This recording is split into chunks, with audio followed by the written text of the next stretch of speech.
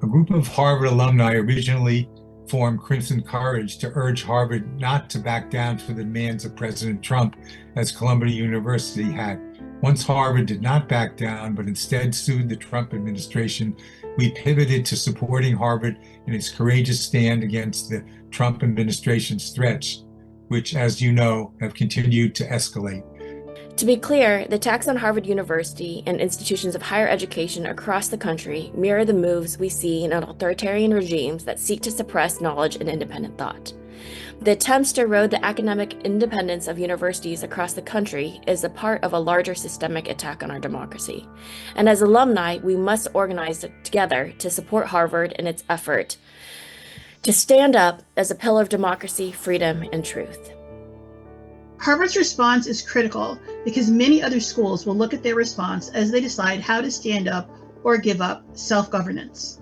If Harvard feels it cannot stand up, there are a few schools that will feel that they can. And that's really the point.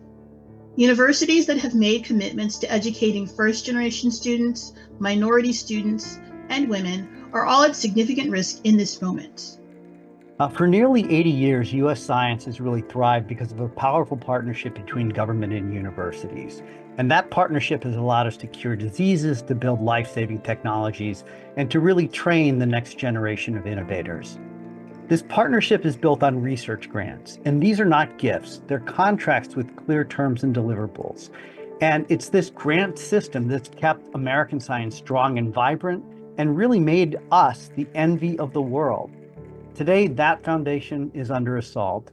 The Trump administration has terminated hundreds of research grants, many simply because they include words like diversity or gender, with no regard for the scientific questions that are being addressed or the relevance to public health.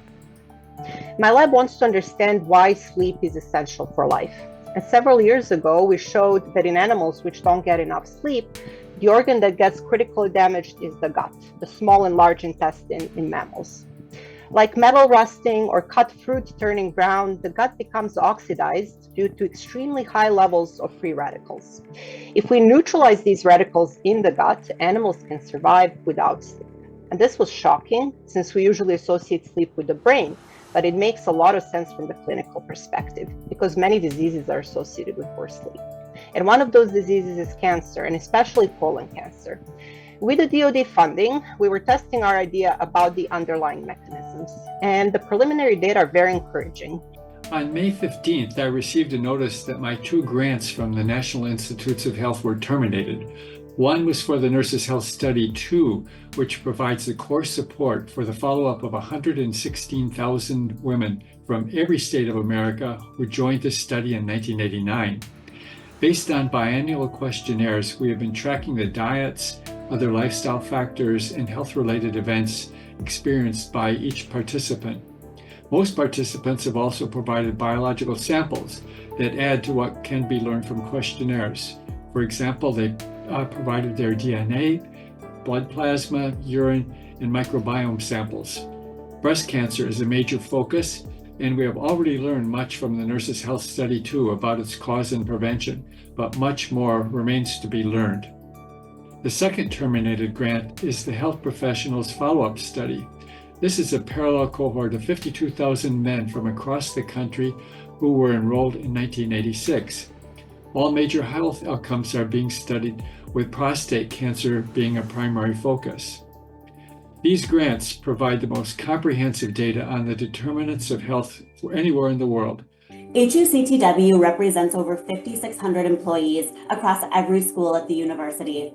Our members serve in a diverse range of jobs, including grants managers, lab technicians, lifeguards, and program coordinators, to name just a very few. Every day, HCTWU members work side by side with faculty, students, visiting researchers, and fellow colleagues to advance the scholarship of the university and further its mission of creating life-enhancing discoveries and disseminating them across our nation and the globe. Thus, our union members know the tremendously destructive cost of the current administration's actions, including last Thursday's heinous assault on our international student body. We have been pleased to see the university publicly commit an initial $250 million of central resources to support its schools, departments, and labs facing the sudden loss of grant funding, and continue pursuing legal action against the unlawful and retaliatory actions of the Trump administration. Now, as always, HCTWU stands in strong support of our international students and every human being on our campus and in our community who seeks to fight back against the forces of chaos and division with solidarity, transparency, and truth. We have prepared an amicus brief that we hope to file on June 9th with the Federal District Court.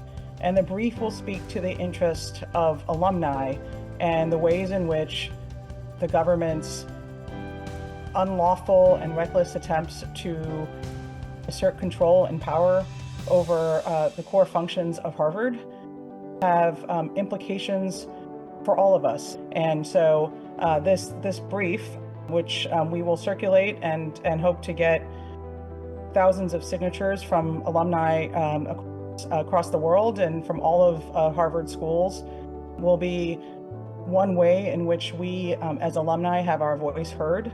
Those of us who understand business and those who serve in government know the direct effect institutions of higher education have on our economy and our cities. In Cambridge, with Harvard and MIT, and in the greater Boston area with even more colleges, one cannot underestimate the way that higher education supports our cities and enriches our lives. We see it in staff employed at every level. They are our largest employer by far in the city, in innovation, in employees supporting small businesses across the region, and in the community volunteerism infusing countless religious and other organizations. So for us, to attack Harvard is to attack our entire economy and to attack people far beyond the walls of the ivory tower. As a student, I am deeply concerned that the federal administration has chosen Harvard as one of their first battlegrounds in their 4-year agenda. In this game of chess, the Trump administration has illegally attempted to use various parts of our community as pawns.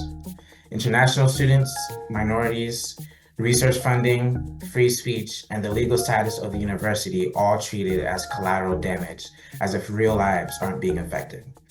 These many attacks are under one aim: to completely destroy free inquiry and equitable higher education in this nation. Today, however imperfect, Harvard represents our last chance to protect the fundamental democratic right to think for ourselves. This is a place where kids like me who can't afford their own education are given a chance. This is a place where students are taught that changing the world for the better is a responsibility, not a choice. As these values come under attack, now more than ever is the time to proudly reaffirm them without compromise. We believe courage is contagious, and we hope that we can inspire others to join the fight and find their courage as well. And we're all going to continue in this fight because there's so much at stake for everything we care about and what every American needs to have a fair opportunity in their lives. So thank you, and we will continue the fight. Thanks, everyone.